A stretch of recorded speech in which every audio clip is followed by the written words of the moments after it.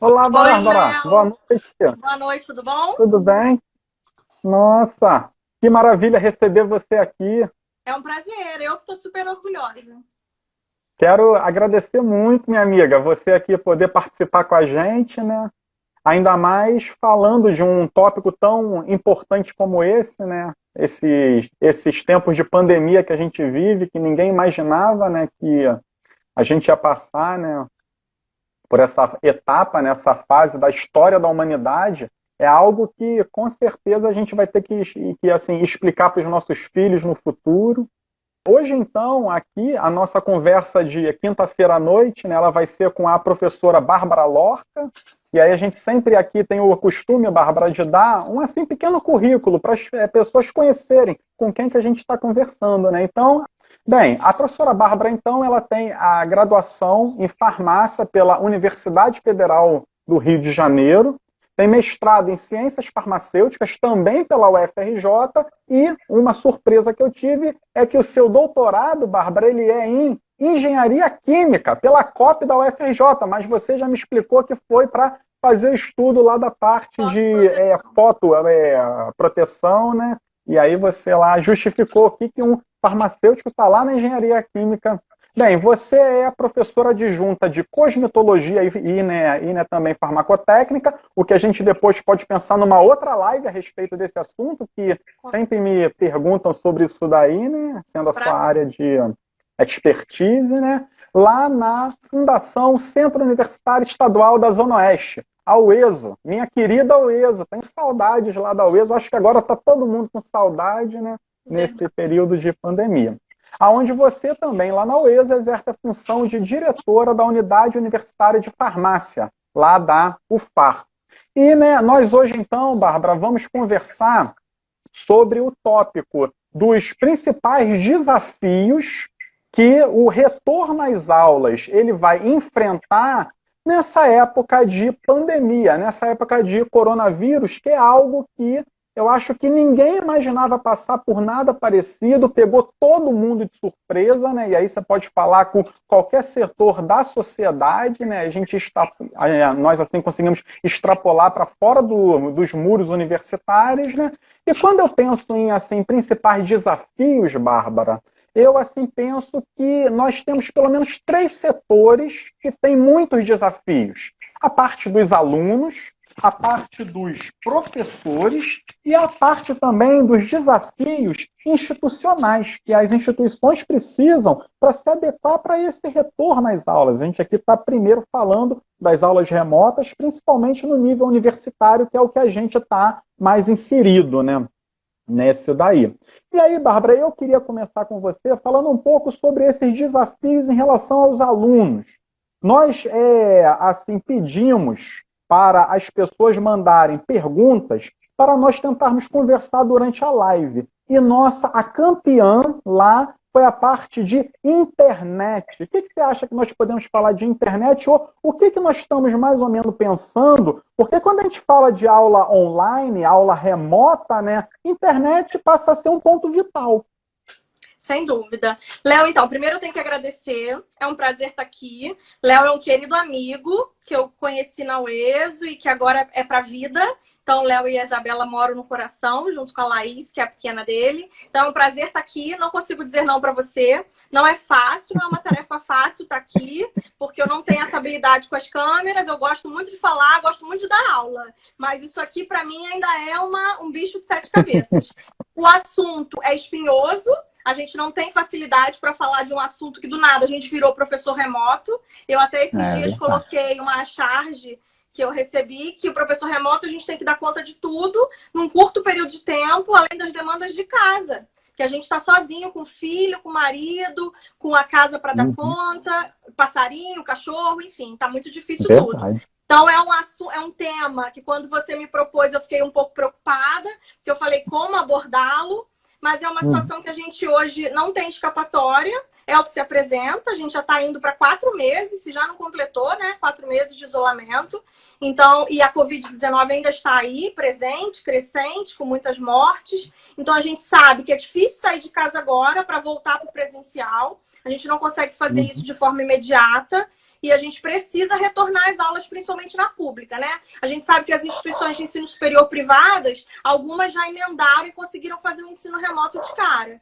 Mas a gente ainda não retornou, enquanto instituição pública, de forma efetiva na graduação. E aí, quando a gente pensa no aluno, é a nossa maior preocupação. Porque o professor que não pensa no aluno não é professor. Então, a gente tem que passar o melhor conteúdo, mas a gente tem que chegar a todos os alunos. Não dá para você pensar num grupo pequeno. A gente tem que atender toda aquela gama da turma, né? Pensando em instituição, todos aqueles milhares de alunos. E aí, como fazer isso sem ter experiência? Porque, na verdade, a gente não tem experiência no ensino remoto. Eu até falo que não é ensino à distância. A gente não vai fazer EAD, porque a gente não sabe fazer isso. A gente não foi formado para ensino à distância, que tem uma plataforma específica, tem um treinamento específico. A gente não é monitor nem professor de ensino à distância. A gente vai fazer atividades remotas. Inclusive, a gente já faz, né? Isso aqui hoje, que eu estou fazendo com você, é uma atividade remota. Existem vários cursos que estão acontecendo no formato remoto, mas é uma novidade. E aí o aluno não tem acesso. E aí, como resolver o problema desse aluno sem acesso? É uma preocupação de todas as instituições. Mas antes de ser uma preocupação da instituição, é uma preocupação de cada professor individualmente também. Porque a gente se preocupa, a gente conhece, né? O Léo é desses, como eu, que conhece o aluno pelo nome. E aí a gente sabe o que a Carla consegue fazer, o que o João consegue atender. E aí a gente fica, meu Deus, como eu vou conseguir fazer com que a minha aula chegue para o João? Que a minha aula chegue para a Maria? E aí, isso que é uma dificuldade real. Tem aluno que não tem computador. Ah, mas tem celular. Hoje em dia todo mundo tem um celular. Mas e a internet? Você tem que ter uma boa internet, tem que ser banda larga, você tem que ter uma cobertura que consiga baixar um vídeo. Às vezes as aulas são longas, como que ele vai baixar esse vídeo? Então isso é uma preocupação real que a gente hoje tem, enquanto instituição, enquanto professor, para tentar resolver isso para o aluno, né? Então. Uma coisa que você falou, Bárbara, e que é verdade, é que quando nós estamos pensando em termos de universidade particular, eu acredito que o que eles veem como um problema é vamos dar aula. E aí o que eles querem é tentar voltar a algo o mais próximo da normalidade. Então, eles vão oferecer as aulas e os alunos das universidades particulares eles vão ter que mais ou menos se virar para acessar as aulas. O que a universidade quer... Já está acontecendo, né? Eles fecharam até o período. Assim, o que eles querem é vamos dar as aulas e os alunos que se virem. Quando a gente vai para o nível da universidade pública, a gente já está conversando sobre alunos que têm internet, alunos que não têm internet. E aí, uma coisa que quando a gente fala sobre internet, Bárbara, fizeram uma pesquisa lá na UF, lá, né, com os alunos, se os alunos tinham internet ou não. E aí a maioria falou que tinha internet, o que foi uma surpresa. Só que aí eles estavam confundindo, eles acham que a internet do celular, ela serve para você assistir 2 horas de aula. O que não é verdade, não é porque você joga um joguinho no celular que ele vai ser cabível para você acessar por assim longo tempo. Então, eu acho que primeiro a gente está sendo muito cobrado, nós como universidade pública, vocês têm que voltar da aula, vocês têm que fazer alguma coisa. Como se primeiro a gente não fizesse nada. Eu acho que você pode até falar que, nossa, nessa pandemia eu tenho assim, trabalhado muito mais do que o normal. Mas a gente está pensando em voltar de uma maneira que a gente consiga agregar o maior número de alunos, se não todos. O ideal seria agregar todos os alunos. Então eu acho que essa questão da internet ela é uma questão fundamental de não só o aluno tem que ter acesso, a gente tem que tentar de alguma forma garantir. Existem algumas universidades que estão fazendo parcerias com as companhias telefônicas, né, E Não, isso tem daí é editais, né? Na assim... verdade, essa pesquisa que você falou do questionário, ela está sendo feita em todas as instituições, e essa confusão que o aluno faz, eu tenho acesso à internet porque eu tenho meu smartphone, eu tenho minha banda larga lá 4G, e aí a gente tem essa leve impressão. Por quê? Porque a gente nunca vivenciou essa aula. Então, eu acho que essa confusão que o aluno faz ao preencher um questionário é porque ele também nunca viveu nada parecido. Porque ele tinha aula presencial e o que ele fazia no máximo era entrar no Instagram, entrar no Facebook com aquela internet. Mas para a aula, o esquema é um pouco diferente. Ele precisa ter esse suporte. As instituições estão pensando nisso, sim. Não ficou só no questionário. Tem, inclusive, editais para você conseguir chips, tablets. Então, tem uma estratégia. Tem a outra estratégia também, que é permitir o acesso à instituição. Então, a instituição poderia abrir as portas para esse grupo pequeno de alunos. Mas, óbvio que isso também é um outro problema, porque você tem que garantir a segurança sanitária, né? Você tem que saber que você tem as condições mínimas para atender, mesmo que seja um aluno. Se um aluno tiver que ir a uma instituição, ele tem que estar seguro, né? Se você pensar nas condições que você precisa oferecer para ele. Então, isso é um outro ponto que a gente precisa pensar. Mas, além de tudo, você tem que ver que precisa de boa vontade. O aluno, o professor, o funcionário, todo mundo nesse momento precisa estar muito imbuído de boa vontade. Porque se a gente não tiver com muita boa vontade, a gente não vai conseguir atender. Por quê? Porque é tudo novo. Não é novo só para o aluno, não é novo só para o professor. Sim, sim. A gente precisa se adaptar a essa realidade. Aí, lógico que tem as demandas específicas. E aí eu também acho que a gente não pode pensar no coletivo só. Tem casos que vão ter que ser tratados, sim, de forma individual. Aquele aluno, aquele professor que naquele momento não consegue oferecer aquela disciplina, aquele aluno que não consegue assistir aula naquele horário, e aí você tem que pensar nele e deixar essa aula gravada para que ele possa ouvir e acompanhar num outro horário. Então, essa coisa do individual, né? Eu brinco que essa pandemia me ensinou uma palavra que eu não usava tanto, que é o acolhimento. A gente precisa acolher as pessoas. E aí, quando eu falo em acolhimento, esse acolhimento não é só para o aluno, não. A gente precisa acolher o professor também. A gente precisa acolher o funcionário da biblioteca, que ele vai ter que voltar para a instituição quando você ainda não tem o vírus. Não acabou. Você tem ainda o vírus circulante, esse profissional vai precisar voltar para atender um aluno. Então, acho que essa coisa de cuidar, né, de pensar em cada um, no individual, não adianta só empatia. Acho que você tem que ter empatia, lógico, olhar com o olhar, pensando no outro e vendo a situação do outro, mas abraçar, entre aspas, né? Porque abraçar realmente a gente não vai poder agora nesse tá momento, complicado. mas é acolher mesmo, entender e ter esse cuidado com o professor também. É o que eu tenho pedido para os meus alunos, porque nesse momento eu estou diretora, né? É uma fase, então eu estou nesse momento lá na direção da unidade, e aí a gente tem esse contato mais próximo com os professores e com os alunos, e o que eu tenho conversado muito é essa questão de acolher. Não só a professora acolher o aluno, mas o aluno também conseguir acolher aquela situação do professor. Não é má vontade, o professor não vai dar a melhor aula da vida dele, mas não é porque ele não quer. Ele está fazendo sim o seu melhor, mas é que o melhor dele é em sala. Ele sabe fazer o melhor dele na aula prática, com a bureta, com a pipeta, não em casa, naquela situação que nem eu tô aqui, ó, com uma luz na minha cara, tendo que usar batom, tendo que disfarçar a olheira. Não é uma realidade que a gente está acostumado. Então, isso tudo tem que ser trabalhado com carinho, né? Essa coisa do acolher é bem importante.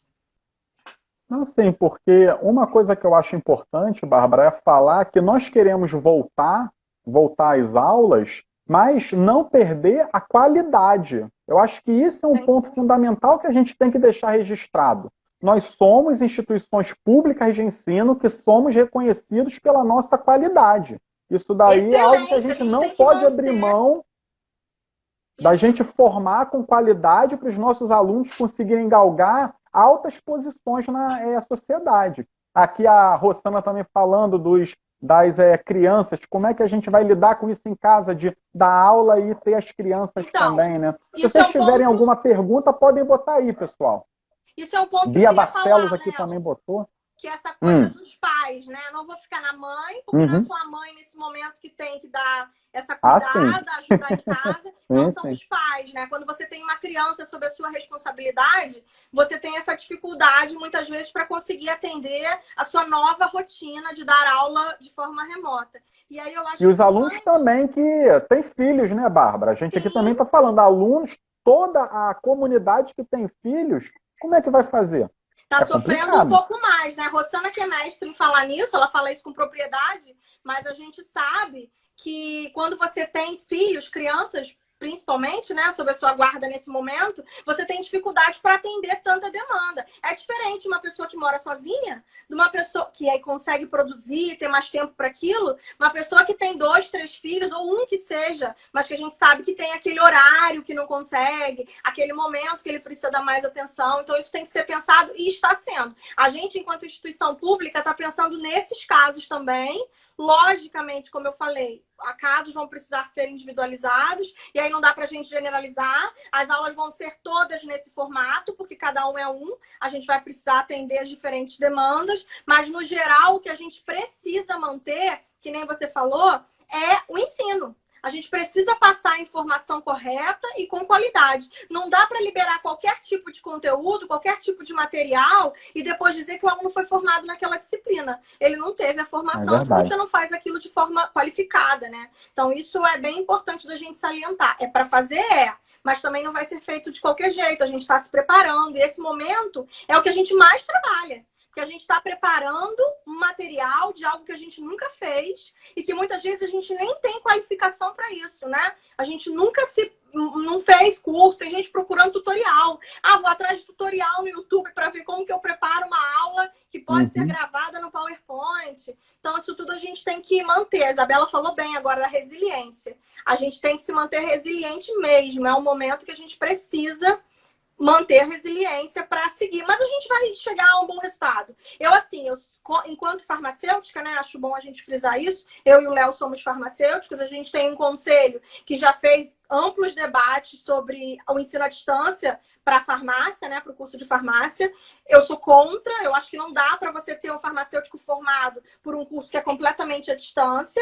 Então, o que tem que ficar claro é que a gente está vivendo um momento emergencial, a gente está vivendo algo que antes a gente nunca viveu, a gente não está substituindo o ensino do profissional farmacêutico, né, que é o meu caso exclusivo, pelo ensino remoto, não é. Ele precisa ser presencial, tanto que no nosso caso lá específico da UESO, a gente pode citar disciplinas que não poderão ser oferecidas. Mas não poderão por quê? Verdade. Porque elas precisam da prática. O aluno precisa vivenciar aquilo em laboratório. As aulas experimentais. Os estágios também, os estágios obrigatórios, como que você vai substituir isso por um vídeo, por uma simulação? Infelizmente, não tem como. Então, a gente vai fazer, óbvio, o que é possível. O aluno não vai continuar sem aula. Ele vai ter aula sim e vai ter aula com qualidade, mas dentro do que é possível da realidade do profissional. E aí, cada curso tem a sua particularidade, né? Eu vou aqui agora pegar um gancho, Rossana. Rossana não, Bárbara, é que a Rossana que falou do maternidade e consciência, que muitos alunos ficarão sobrecarregados. Eles vão trancar disciplinas, vão tentar fazer depois só com o retorno presencial. E aí algo que eu penso, Bárbara, é que alguns anos atrás, nós do estado do Rio de Janeiro vivemos uma greve muito longa. E um dos resultados dessa greve foi mais do que um desânimo dos alunos. A gente viu que os alunos estavam se esvaindo das universidades públicas, das universidades que geram a qualidade profissional para o aluno, as universidades que são gratuitas, estavam se esvaindo, estavam se desanimando. Isso daí também é uma grande preocupação minha, Bárbara, que a gente achou que essa pandemia iria passar em um mês, 2 meses, que a gente ia voltar logo, que ia ser tipo uma greve, e hoje já está durando 4 meses, talvez dure 5 até o final do ano. A gente está rezando para que surja uma vacina, né? E aí eu tenho um grande receio disso, do abandono, evasão universitária, que porventura pode ocorrer pelo desânimo, e eu nem sei se o aluno vai se adaptar às aulas online. Porque a gente já está falando da dificuldade do professor e a dificuldade do aluno de entender um assunto que já é complexo em termos presenciais, Verdade, entender isso online. Com certeza. Então, isso vai acontecer. É uma realidade que eu vi que acho que foi a Rossana que colocou aqui, dos trancamentos, né? A gente vai vivenciar isso, por quê? Mas o que eu acho que nesse momento a gente consegue fazer? Não sei se você conhece bem as metodologias ativas, eu andei estudando um pouco dentro do que eu pude. A gente consegue individualizar um pouco o aprendizado, né? Com as metodologias ativas. E aí você coloca o aluno como principal protagonista, né? Ele é o protagonista do ensino, você fica só como mediador, e aí você consegue individualizar, observar qual é a dúvida específica daquele aluno e, de repente, fazer um bate-papo separado ou mais aulas de tirar dúvida em separado. Óbvio que não vai substituir o tete-a-tete, né? O estar em sala, o ir para o quadro, não é a mesma coisa, não será. Mas você consegue dar uma individualizada dentro daquela realidade. Mas óbvio que, infelizmente, a gente tem alunos que vão trancar, alunos que vão escolher fazer 1, 2 disciplinas, quando se tivesse na prática ele faria 8, 9. Verdade. Isso é uma realidade ainda mais em farmácia, hein, Bárbara? Sim, mas isso é justo. E eu até, se puder aconselhar, eu vou dizer para que eles peguem leve, pelo menos no primeiro momento. A gente vai dar essa flexibilidade para eles na UES, eu acredito que as outras também estejam fazendo esse mesmo planejamento, que é permitir a exclusão de disciplina por um período maior. Porque ele se inscreve. Se ele não se adapta, ele vai e tira aquela disciplina que naquele momento ele viu que não vai funcionar de forma remota. Então, isso é uma vantagem que você tem que pensar na excepcionalidade, né? É uma situação excepcional. Você tem que conseguir olhar que o aluno pode não acompanhar, que o professor pode não ter internet. Imagina isso. Você está com as suas aulas todas programadas. E aí, naquele dia, que é o dia da sua avaliação, que é um outro ponto legal para a gente falar, né? As avaliações, como serão? Aí, no dia que você marca uma avaliação, a sua internet não funciona. E aí, você tem uma turma de 30 alunos que fica sem avaliação naquele dia porque o professor ficou sem acesso. Então, assim, são situações que você não tem como prever. Por mais que você planeje, é tudo muito novo e a gente está no escuro. Então, as coisas vão acontecendo ao longo das aulas mesmo, né? De como for. Então, essa coisa de você permitir que o aluno... Flexibilizar um pouco, né? Permitir que o aluno exclua num tempo maior, tenha mais tempo para pensar, ver se de fato ele vai se adaptar, é importante, né? Outra coisa que eu queria falar... Fala, Léo. Fala. Não, eu ia comentar que ontem saiu um manifesto das instituições públicas, você chegou a ver? E aí eles começam a falar do ano de 2020, né? Eles já citam que provavelmente a gente vai ter dificuldade para retorno de aulas presenciais totais no ano de 2020. A gente ainda está em julho e eles já começam a visualizar o ano todo. Pode ser que você retorne sim, mas retorne de forma híbrida, que eles falam, né? O ensino 100% presencial, ele pode não acontecer em 2020. Então, imagina isso. Você pode precisar ter aulas no formato remoto emergencial por um tempo muito maior do que a gente está imaginando. E aí, o aluno que não se adapta, ele vai precisar daquele acolhimento, que eu acho. Essa, particularmente, é a minha opinião. A gente vai precisar acolher esse cara. Não, sim, eu acho que você botou aí a palavra-chave. Acolhimento, a gente se colocar no lugar do outro, né? Vou aqui ler mais alguns que estão colocando, Bárbara, aqui. A Silvia Fonte botou, para a galera da área da saúde é muito complicado. Temos muitas aulas práticas, também é muito difícil. É verdade. Como substituir, né, uma aula prática por simulador, por vídeos? Não é a mesma coisa. Eu não sei como eles estão fazendo nas universidades particulares, mas nós, nas universidades públicas, ou pelo menos as pessoas que eu tenho conversado, não é a mesma coisa você assistir um vídeo de uma destilação e você está no laboratório montando uma aparelhagem de destilação. Isso daí é totalmente diferente, você vai estar formando alguém sem experiência de laboratório. Não sabe fazer, né? Perde o nome experimental, acabou. Vai só ter o quê? Disciplina teórica. Você vai demonstrar. Uma coisa que eu aqui queria só fazer uma rápida distinção, Bárbara, é que muitos alunos confundem o ensino à distância com as aulas remotas. Nós aqui, pelo menos nas universidades públicas, temos conversado que nós vamos fazer são aulas remotas. O ensino à distância, que já existe há muitos anos aqui no nosso país, os professores eles gravam as aulas, os alunos assistem. Essa daí é o do ensino à distância. Tem O ensino plataformas remoto próprias, tem atividades é específicas, é completamente diferente. isso daí. As aulas remotas que a gente está conversando, que as universidades públicas estão conversando, cada professor é muito livre para agir da assim, melhor maneira para ministrar a sua disciplina. Ele lá pode gravar aula se quiser, ó, fazendo algo parecido com esse ensino à distância, mas eu vejo muito o que você falou. O aluno vai ter que passar a ser o centro ativo. O professor vai muito mais indicar o caminho e ser alguém para conversar sobre o assunto, ser alguém para tentar desenvolver os exercícios, tentar passar a lista, fazer junto, corrigir, mostrar onde errou. Mas vai depender muito do aluno, O Bárbara. O empenho aluno vai maior, eu ter. acho que vai ter que ser do aluno, né? E O uma aluno coisa vai que... ter. Pode falar, Léo.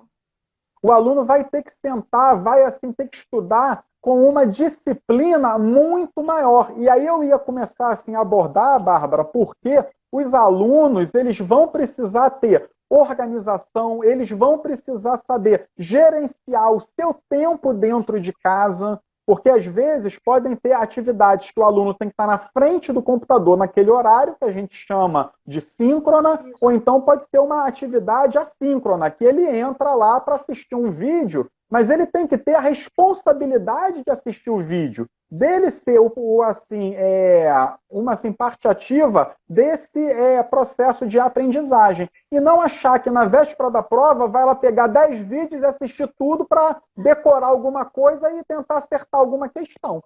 Exatamente. Essa coisa do síncrona e assíncrona gera muita dúvida, porque o aluno também tem a visão de que ele vai ficar o tempo todo ao vivo com o professor.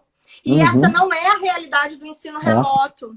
Ele vai precisar, sim, ter um local para ele estudar. Porque imagina as disciplinas de química, citando aqui bioquímica. E aí eu lembrei do André, acho que o André está por aí. Você vai precisar de uma concentração. Você vai ter que ter um local próprio. E será que esse aluno tem essa estrutura? Ele vai ter que se preparar. E aí essa é a hora dele escolher e avaliar qual é a disciplina que ele vai fazer nesse momento. Eu até sugiro que seja um estudo cauteloso. A gente vai abrir novamente, todas as instituições estão trabalhando desse jeito, vai abrir novamente o momento de mexer, né? Ele vai poder mover a grade.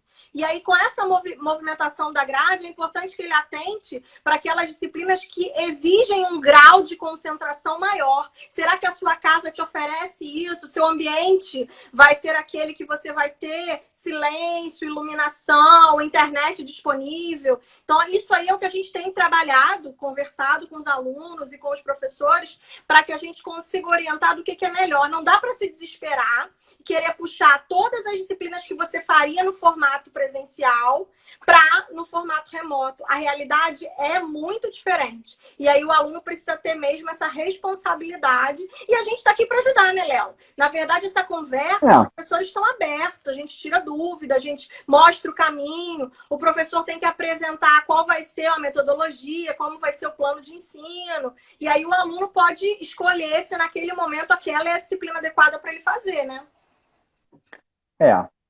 Aqui a Proex UESO colocou ações efetivas para evitar a evasão. A Maternidade de Consciência colocou a evasão está muito grande, nas privadas também, infelizmente. É por causa da realidade, né? A pessoa não consegue acompanhar. Mas eu acredito que na pública essa evasão não será tão grande. Porque a gente está tendo esse movimento das atividades extracurriculares. As universidades não pararam. Os alunos tiveram muitos cursos, muitos projetos de extensão, ações de extensão. Então, querendo ou não, eles estão se habituando a como vai ser esse ensino. Então, eu acho que isso acaba fazendo com que ele vá já aprendendo como conduzir, né? Sim, aqui o Borges 97 colocou. É bom frisar que esse ensino remoto é momentâneo. Pós-pandemia, esse tipo de ensino não pode ser considerado. Isso daí a gente ainda tem que pensar, porque será que a gente vai ter pós-pandemia 100% presencial? Ou será que a gente vai ter um híbrido? Será que a gente vai ter uma parte presencial e a gente vai ter alguma experiência desse remoto que a gente possa aproveitar sempre em prol do aluno? Eu acho isso daí que vai ser uma pergunta que a gente vai ter que pensar. Daí a gente vai ter que pensar e ver aonde nós conseguimos chegar para o benefício do aluno.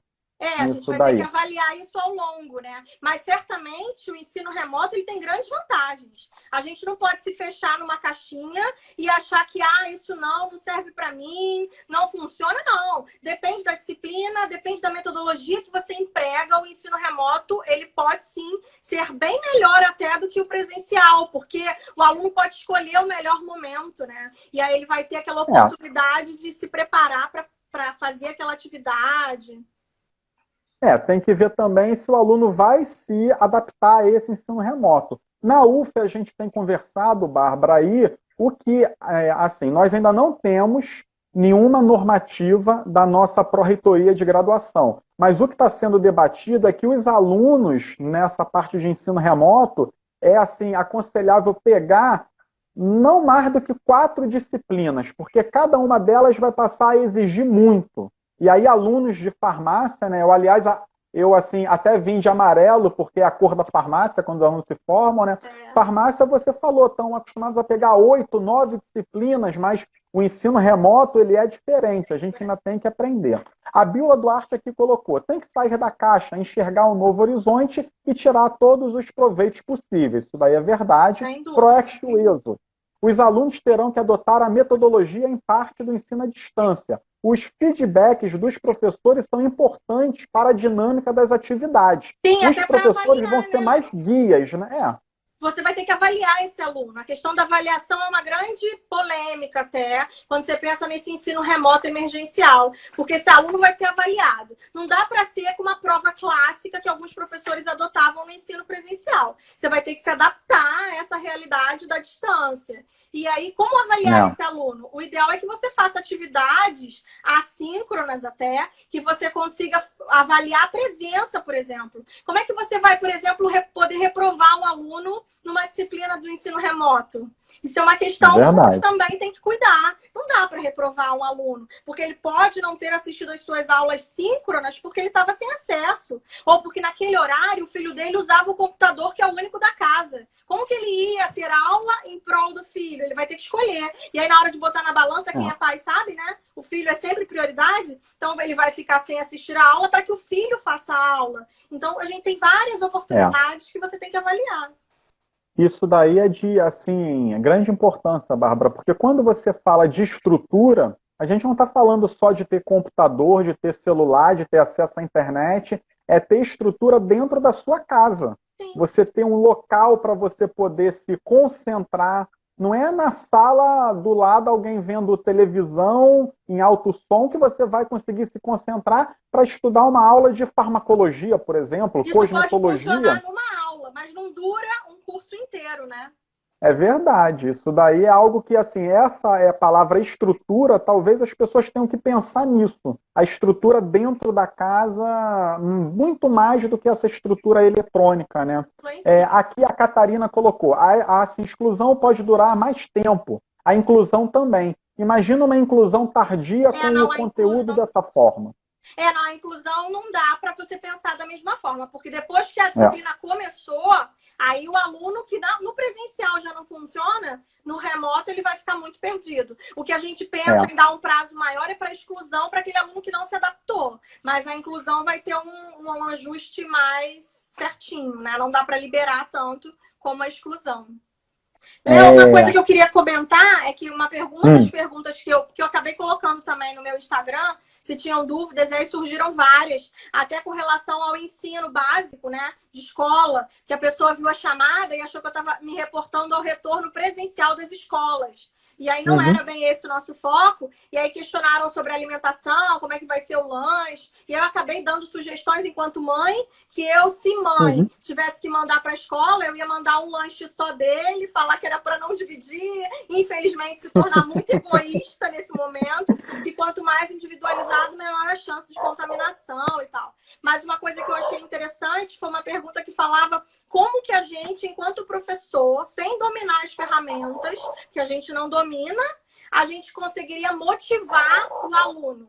Porque você pode ter um aluno que começa muito empolgado, e aí ele está cheio de vontade, ele acha que vai dominar aquela ferramenta, ele vai acompanhar as aulas, e no meio do caminho ele desmotiva e quer trancar. E aí, como que a gente, enquanto professor, poderia motivar esse aluno? E aí, a minha sugestão, queria ouvir a sua também, depois você comenta, é a questão da metodologia mesmo. O método que você pode usar. E aí, eu sempre sugiro que a gente consiga fazer discussão, debate, colocar para um aluno questionar um ser contrário ao outro e fazer um fórum, porque você precisa das metodologias ativas, né? É o que eu sempre falo. Quando você bota o aluno para debater com outro aluno, funciona muito mais, porque parece que eles falam entre eles com uma facilidade, com uma linguagem que flui muito melhor do que quando o professor se insere nisso. Então, eu acho que a motivação pode vir dessas novas metodologias. Assim, a gente tem que focar muito. Eu acho que é o momento da gente estudar mais e tentar. Eu já estava fazendo um pouco isso nas minhas aulas presenciais. Eu já venho trabalhando com metodologias ativas. E aí, sala de aula invertida. E aí, o que eu tenho visto é que dá um resultado muito bom. Os alunos ficam pilhados, eles ficam movimentados. Não sei se vai funcionar no remoto, mas se eu tivesse que dar uma sugestão de como motivar, seria tentar fazer com que o aluno, ele ajudasse o colega. Tudo bem que o professor vai ficar sempre mediando, mas aí na hora ele vai, entre eles conseguem agregar e fazer sugestões e fazer com que o negócio aconteça de uma forma mais dinâmica. Eu aposto nas metodologias ativas para motivar a galera. Estou contando com isso para as minhas aulas. Você aí falou como que os professores eles vão motivar os alunos. Eu também penso, como que a gente vai conseguir motivar os professores? Léo. Também tem essa pergunta, não é só motivar o aluno, a gente também tem, ou não sei quem tem, mas os professores também têm que se sentir motivados a assim, aprender mais, a tentar usar essas metodologias ativas. O que a gente vê muitas vezes é que o professor ele dá a mesma aula de 20 anos atrás. E aí ele já tem o seu esquema pronto. E ele mudar essa parte é complicado. Tá aí Você da aí inércia, falou dessas... né? Você aí falou das metodologias ativas. Eu ainda não, eu assim concordo com você. Eu ainda não tinha parado para pensar muito sobre isso. Mas eu acho que algo que pode motivar os alunos é talvez eu assim tento fazer isso um pouco nas minhas aulas, mas os professores eles não ensinarem o conteúdo aonde o aluno ele não veja que é aplicado para o futuro profissional dele. Tem que Porque estar na às prática. vezes a gente assim aprende um conteúdo, o aluno vira e fala: mas para que eu vou estudar isso?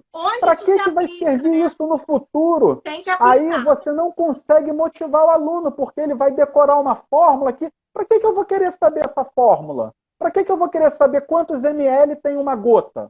Para que eu vou querer saber isso? Então eu acho que a gente tem que tentar, como professor, pegar o nosso conteúdo e inserir na realidade dos cursos. Uma aula de química geral que eu dou para farmácia tem que ser diferente do que uma aula que eu dou de química geral para engenharia, mesmo sendo o assim mesmo tópico.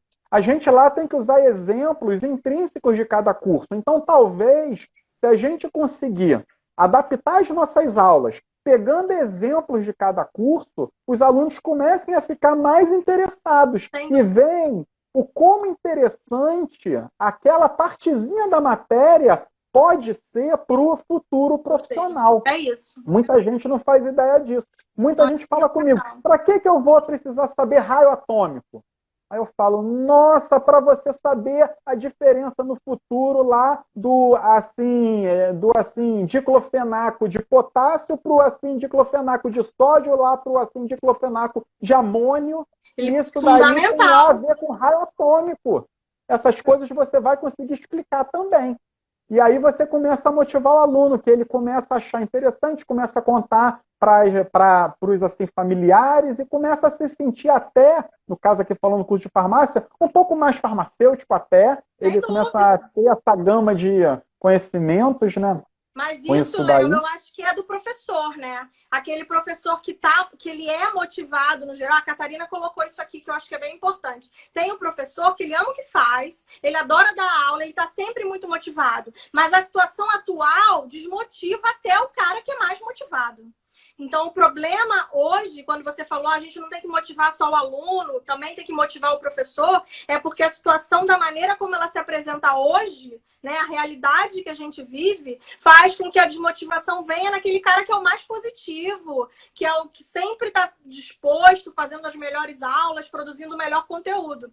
Então, eu acho que essa coisa do trabalhar a cabeça mesmo. E aí é um ajudar o outro, Léo. Nessa hora, eu acho que os colegas também podem se ajudar. Eu tenho falado isso muito lá na unidade de farmácia, com os colegas. A gente tem que se apoiar enquanto equipe. Tem um professor que no momento está com uma dificuldade maior e o outro está com uma folga maior. Então a gente precisa se apoiar e trabalhar como equipe. Porque tudo bem que o cara é muito bom, que ele está sempre muito bem, mas o momento pode não ser interessante para ele agora. E aí a gente tem que trabalhar isso junto enquanto profissionais, né, que estão ali dentro de uma mesma unidade. E isso é bem importante. Bárbara, temos aqui uma pergunta. O Biofismate. Aí ele aqui coloca: professores, os alunos das escolas particulares estão tendo aulas em tempo real nessa pandemia. Talvez a gente possa colocar escolas e também universidades particulares, que é mais ou menos o que a gente entende mais, né, para conversar. Enquanto isso, nas escolas públicas estão deixando a desejar no ensino remoto. Não estaria se criando um outro abismo na educação pública brasileira? Qual a sua visão sobre isso? Você quer começar respondendo? Quer que eu responda? A gente pode na verdade, responder eu posso então, Bárbara. opinar, né? Eu não sou dona da razão, não domino esse assunto, nunca estudei profundamente. Eu estou vivendo essa situação, né, do ensino remoto, do coronavírus. Então, o que eu tenho de experiência é porque eu tenho um filho que está numa instituição pública. Eu tenho um filho no Pedro II, que é um colégio de ensino fundamental e médio que não aderiu ao ensino remoto até o momento. E tem um menor que está numa escola particular e que estava tendo o ensino remoto funcionando às mil maravilhas. E o que eu tenho para dizer nesse momento é que o abismo existe, ele sempre existiu, ele agora, de repente, ele só está mais aparente, mas eu não acho que as escolas públicas estão equivocadas quando elas paralisam as atividades, porque nem todos conseguem acompanhar. Eu acho que é fundamental que você consiga pensar no todo. E aí teve alguém mais há um momento aí atrás que falou isso.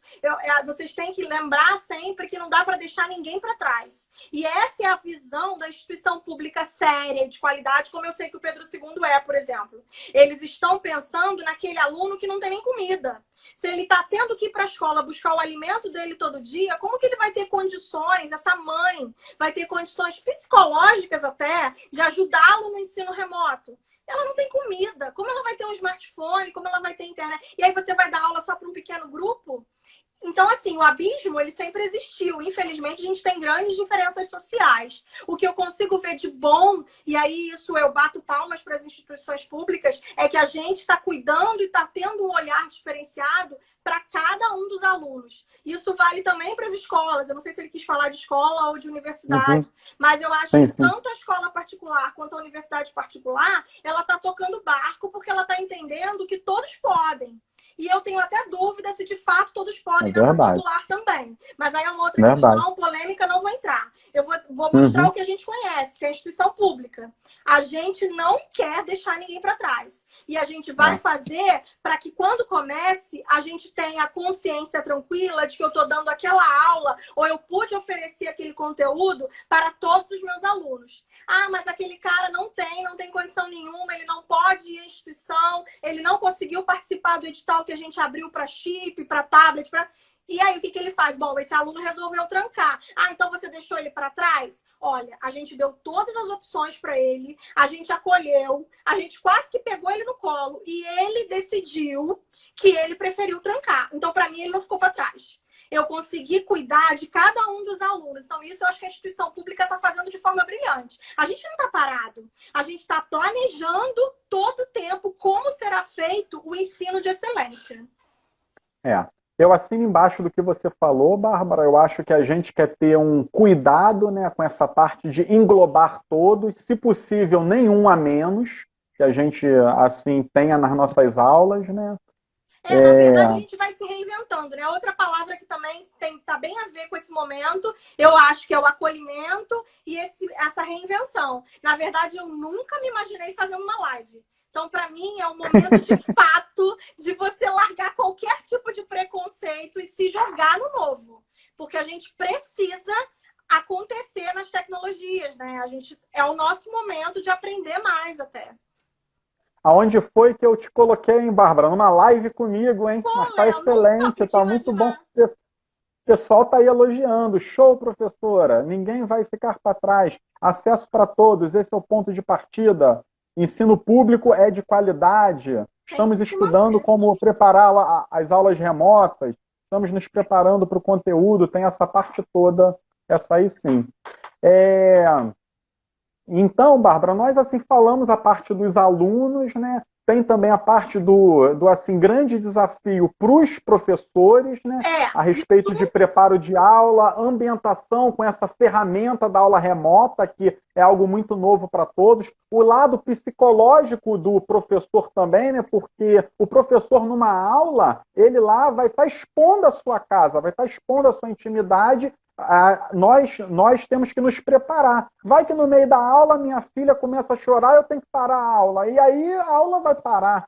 A gente tem essa parte do lado dos assim, professores também, né? A gente tem os nossos também desafios institucionais, né? Onde as instituições estão tentando apoiar os docentes, promovendo alguns cursos, né? Para que nós saibamos como lidar mais com essa parte do ensino Tá tendo os remoto. Né? cursos de capacitação, as instituições estão preocupadas também em tentar atender, né? O professor, ele não está abandonado, está todo mundo cuidando, não está só pensando no aluno. Na verdade, nós somos uma comunidade, e aí a comunidade acadêmica está trabalhando junto para atender todos e tentar capacitar. O problema é que até para capacitar, a gente tem dificuldade.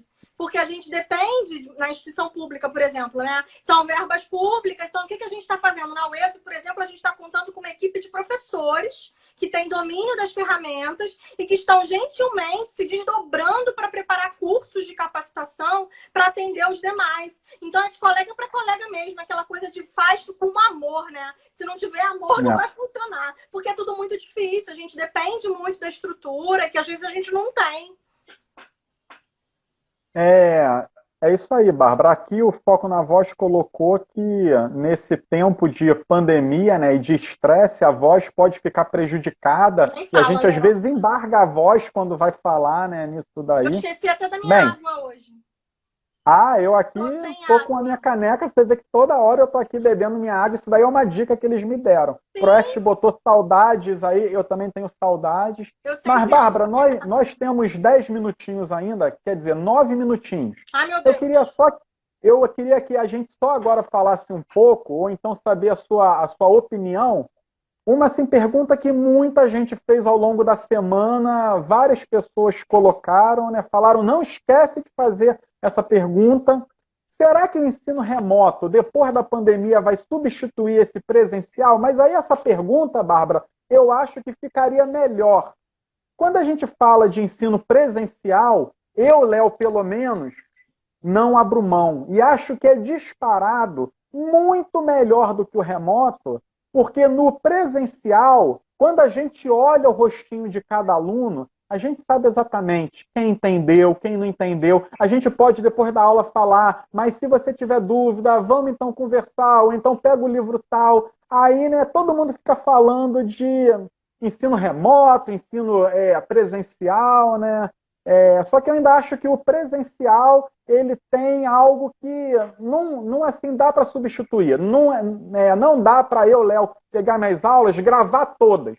Não vai ser a mesma coisa do que a pessoa lá ministrando a aula e a gente tem que ter um jogo de cintura conforme a turma. Você não dá a mesma aula para as turmas todas. Você começa a ver, eles estão entendendo o que eu estou falando? Eu tenho que repetir o que eu estou falando? Eu tenho que tentar falar de uma maneira mais interessante? Então, eu acho que essa parte ensino presencial e remoto, será que substitui o ensino presencial e remoto, professora Bárbara? Não, Léo, para mim isso é impossível. E falando de farmácia, se isso for para frente, o curso de farmácia teria que ser completamente reestruturado. E eu não me imagino dando uma aula só remota. Primeiro porque a gente é brasileiro, né? Brasileiro gosta de segurar, brasileiro gosta de abraçar. A gente consegue olhar para o aluno e ver que ele não está feliz aquele dia. E aí pergunta o que houve. E aí ele no final da aula vem e conversa. Imagina ensino remoto. Fiquei sabendo esses dias que estava tendo uma aula, uma amiga minha que está dando já aula em uma instituição particular. E ela falou que eles ficam todos de câmera e microfone fechados.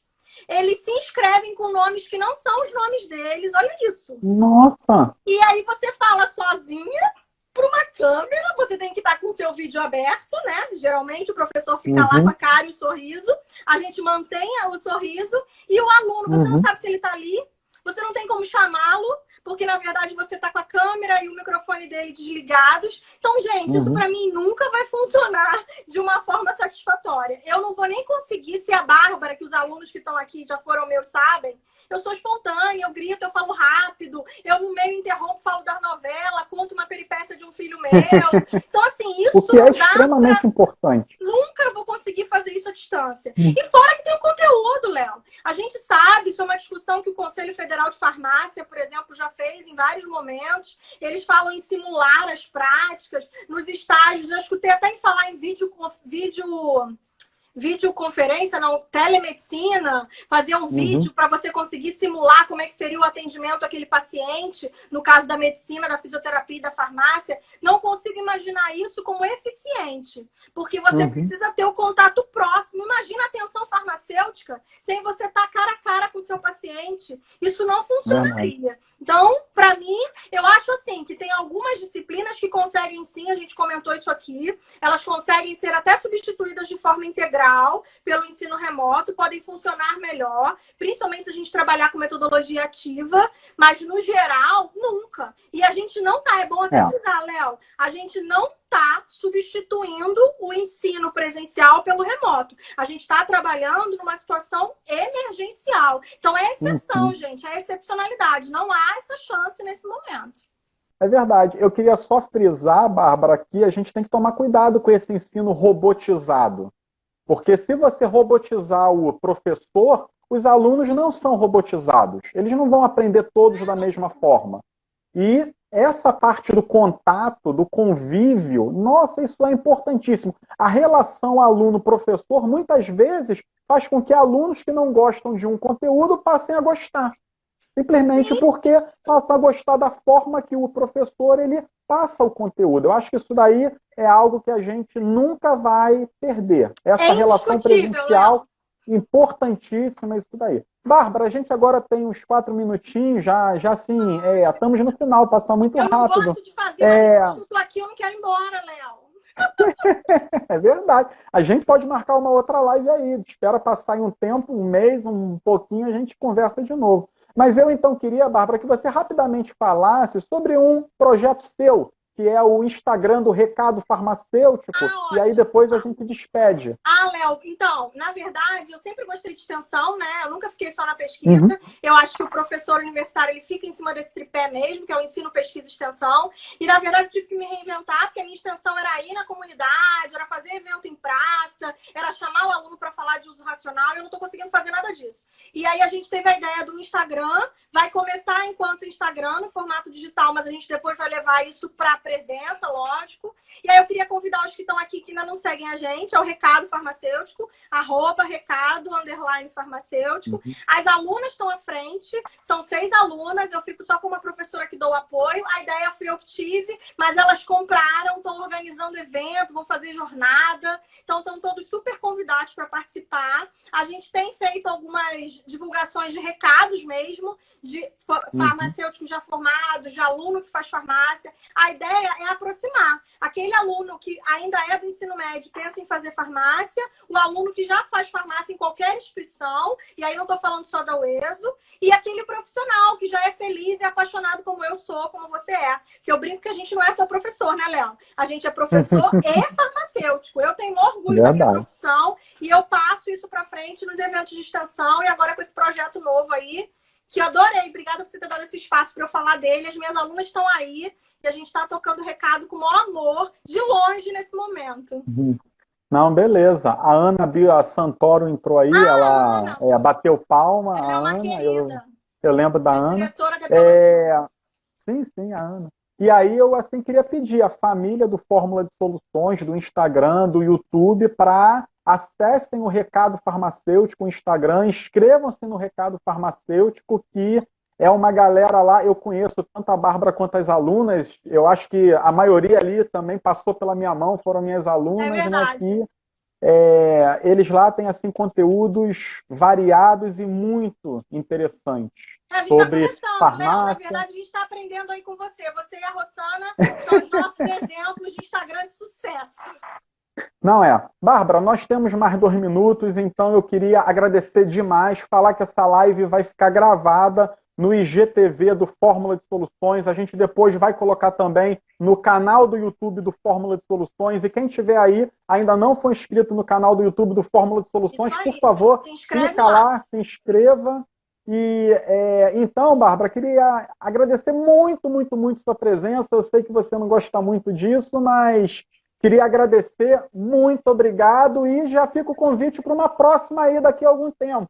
Léo, o problema é que eu não sei dizer não para você, porque eu tenho esse problema com os meus amigos. Então, por favor, não convida, porque se você convidar, eu vou ter que aceitar. Foi Tá um certo, prazer, então. Léo, um prazer, eu me divirto, porque eu adoro falar. Na verdade, eu sou esse jeito aqui, né? Eu só fico com vergonha para começar, mas depois eu me solto e ficaria falando aqui umas 3 horas, porque eu tenho o maior prazer e amo muito o que eu faço. Então, muito obrigada Tá pelo certo. convite, uma boa noite para todos.